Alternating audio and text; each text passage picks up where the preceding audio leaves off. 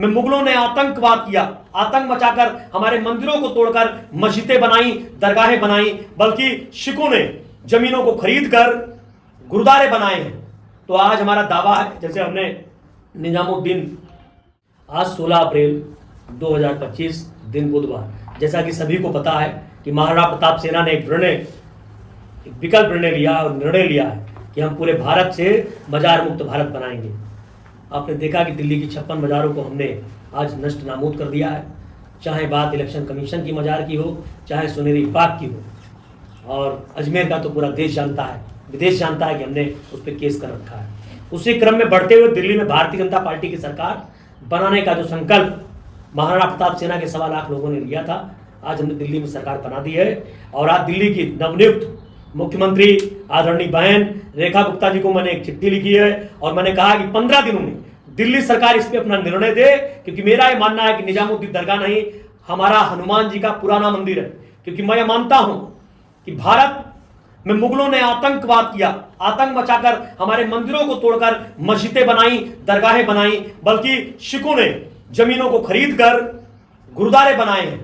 तो आज हमारा दावा है, जैसे हमने निजामुद्दीन जो दरगाह है उस पर हमने कहा कि वो हमारा मंदिर है, सरकार इसकी जांच करेगी।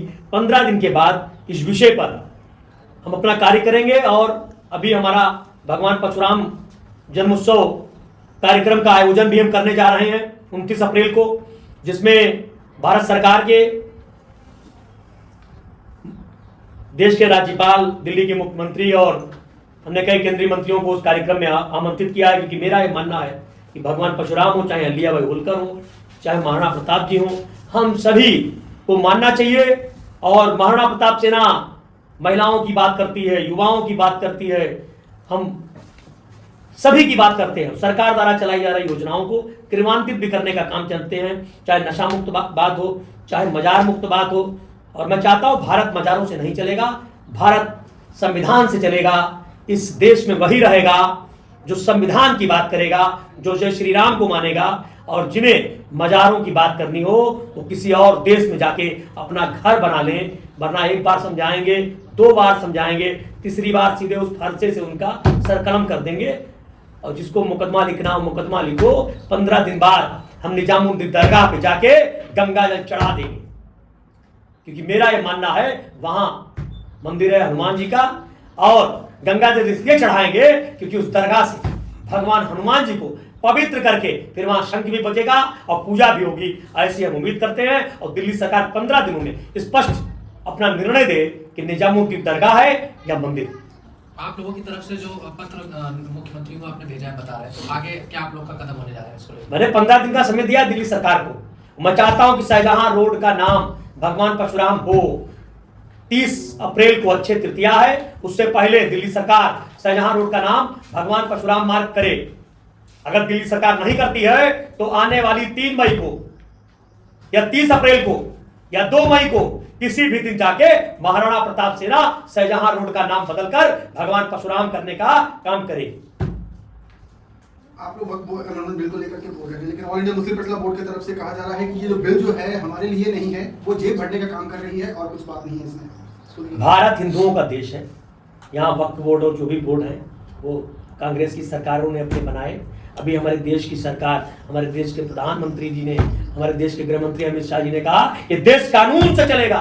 और पार्लियामेंट में कानून पास हो गया है, सबको मानना पड़ेगा, और जो नहीं मानेगा उसको सरकार भी समझाएगी। और महाराणा प्रताप सेना के 32 लाख लोग उनके घर जाकर समझाने का काम करेंगे, साम से, दाम से, दंड से, जैसे समझोगे वैसे समझाएंगे। ये लोकतांत्रिक देश है, ये सनातनी देश है, सबको इस देश का कानून मानना पड़ेगा।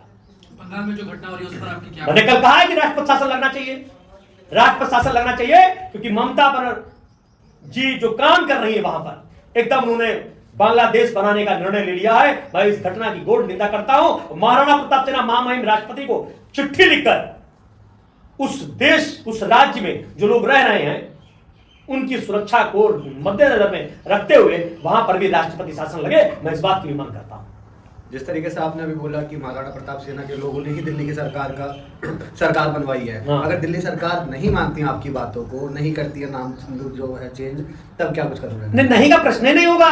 सनातनी सरकार है, भाजपा की सरकार है, हम भाजपा के सहयोगी हैं, हम भारतीय जनता पार्टी के सहयोगी हैं। 1.5 लाख लोग हमारे यहाँ रहते हैं, तन से मन से धन से हमने यहाँ 40 सीटों पे काम करने का काम किया है और नतीजा सबके सामने।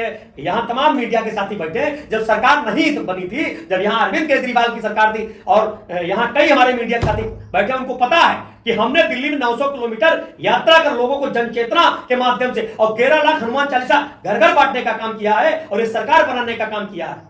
ये सरकार भारतीय जनता पार्टी के लोगों ने बनाई है, हिंदू समाज के तमाम संगठनों ने बनाई है। मैं सबको इस बात की बधाई देता हूं और मैं तो दिल्ली की मुख्यमंत्री आदरणीय बहन रेखा गुप्ता जी को कहना चाहता हूं, ये बहुत ही गंभीरता का विषय है। दिल्ली देश की राजधानी है, दिल्ली लोग इंडिया गेट देखने आते हैं, लाल किला देखने आते हैं, लेकिन निजामुद्दीन दरगाह देखने कौन आता है? ऐसी दरगाहों को तो तुरंत तोड़कर यहाँ मंदिर बना देना चाहिए। जय श्री राम। अच्छा, ये वो आप जो निजामुद्दीन पे बोल रहे हैं, किस बेस पे? निजामुद्दीन जो है, मैंने वहां पता कराया तो वहां एक